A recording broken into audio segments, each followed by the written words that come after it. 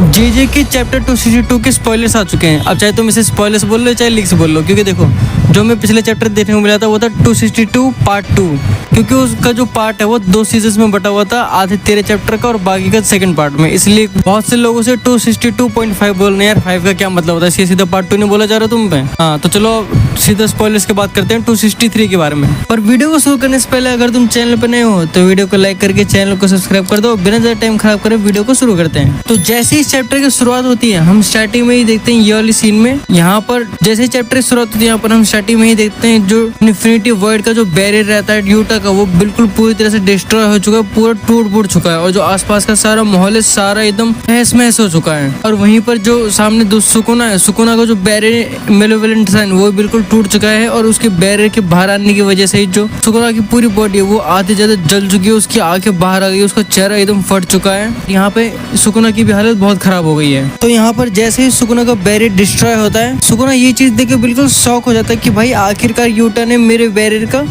Survive कैसे कर लिया, क्योंकि और उसने मेरे जो बैरियर उसको भी तोड़ दिया है। लेकिन वो अपने जो सबसे ज्यादा पावरफुल टेक्निक है पर्पल, उसका इस्तेमाल इतनी आसानी से कैसे कर रहा है। यहाँ पर ये सारी बात सुकुना कहता है यूटा के लिए, पर लेकिन यहाँ पर यूटा भी सोचने की बात है, यूटा ये सारी चीजें इतनी इजीली कर ले रहा है क्योंकि जैसे लग रहा है वो पहले भी इसका इस्तेमाल कर चुका है, जबकि यूटा ये सारी चीजें बिल्कुल पहली बार यूज कर रहा है और वो इतने बढ़िया से यूज कर रहा है। यहाँ पर इन दोनों की फाइट यहाँ पर होती है, तभी बीच में तोदो और यूजी की एंट्री हो जाती है। तो फिर यहाँ पर यूजी कहता है कि तुम यहाँ पर चिंता मत करना कि हमें कुछ भी डैमेज होगा। फिर वहाँ पर तभी तोदो कहता है कि मैं अपनी बोगी वोगी टेक्निक की वजह से अपने आप को और यूजी को बचा लूंगा, और जैसे तुम्हारी कर्स टेक्निक रिकवर हो तुम अपने पर्पल से इतने ज्यादा बार यूज करना उसका कि सुकुना को टाइम भी ना मिले कुछ करने का, यहाँ तक कि सुकुना भी परेशान हो जाए, इतना ज्यादा तुम्हें पर्पल का यूज करना है अपने। फिर यहाँ पे नरेटर कहता है कि जैसे सुकुना ने अपना डोमेन एक्सपेंशन के इतना ज्यादा यूज किया है, इस वजह से उसको थोड़ा टाइम ज्यादा लग रहा है अपनी कर्स टेक्निक यूज करने के लिए।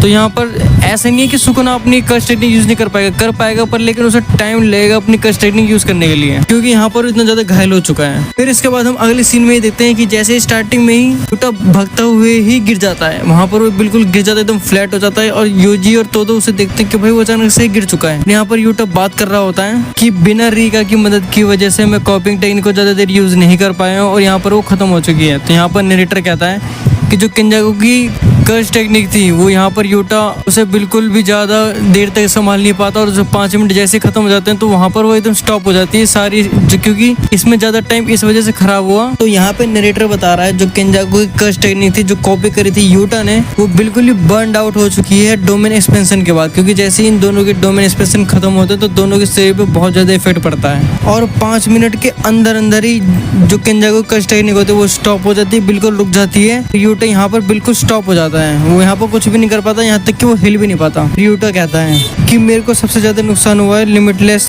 टेक्निक यूज करने की वजह से, और मुझे तो इस बात का कोई भी अंदाजा नहीं था, मुझे लग रहा था, मुझे अपने ऊपर भरोसा था कि भाई मैं 5 मिनट से ज्यादा किंजाकू की टेक्निक कॉपी करने की वजह से सरवाइव कर जाऊंगा और मैं सुकुना का सामना कर पाऊंगा। ये सारा यूटा को अपने ऊपर भरोसा था कि भाई वो अपनी कर्स टेक्निक इतने अच्छे से ज्यादा जानता है कि भाई वो 5 मिनट से ज्यादा सरवाइव कर लेगा गोजो की बॉडी के अंदर, लेकिन ऐसा होता नहीं है। तो यहाँ पर जैसे ही तोदो सुकुना को दिखता है तो भाई वो रियलाइज कर लेता है कि भाई सुकुना अब अपनी ओपी स्टेज तक पहुंच चुका है, वो अपनी लिमिट पार कर चुका है। तो यहाँ पर उसको तोदो को अंदाजा लग जाता है कि भाई आखिरकार लोग सुकुना को किंग ऑफ कर्सेस क्यों कहते हैं। तो यहाँ पर ये इतनी बातचीत कर ही रहा होता है और सुकुना इसी बात का फायदा उठा लेता है कि भाई अब वो देखता है कि तोदो जो है वो थोड़ा सा डिस्ट्रैक्ट हो चुका है, तो वहीं पर ही तभी वो एक बैक स्लैश दे देता है तोदो के मुंह के ऊपर ही, और यहाँ पे तोदो बिल्कुल हिल जाता है भाई ब्लैक स्लैश खाने के बाद, क्योंकि जैसे कि मैं तुम्हें बताया था कि सुकुना के अंदर इतनी पावर नहीं बची कि वो अपना डोमेन एक्सपेंशन यूज कर सके या फिर अपनी कोई कर्स टेक्निक यूज कर सके, इसलिए उसी तो बैक स्लैश देता है जिससे उसकी जो तो पावर है वो थोड़ी रिकवर हो जाती है। फिर तभी सुकुना देखता है कि भाई यूजी उसकी तरफ हमला करने वाला है, तो वो अपने आप को प्रोटेक्ट करने के लिए एक स्टैचू पोजिशन में खड़ा हो जाता है। फिर तभी तो अपनी बोगी वोगी टेक्निक की वजह से यूजी को सुकुना के पीछे टेलीपोर्ट करता है। जैसे ही वो टेलीपोर्ट घूमता है तभी यूजी एक उसे पंच इतनी तेज से मारता है भाई लिटरली सुकुना हिल जाता है वहाँ पर। तो यहाँ पर तो बोगी वोगी की वजह से यूजी इतना पावरफुल पंच दे पाता है सुकुना को।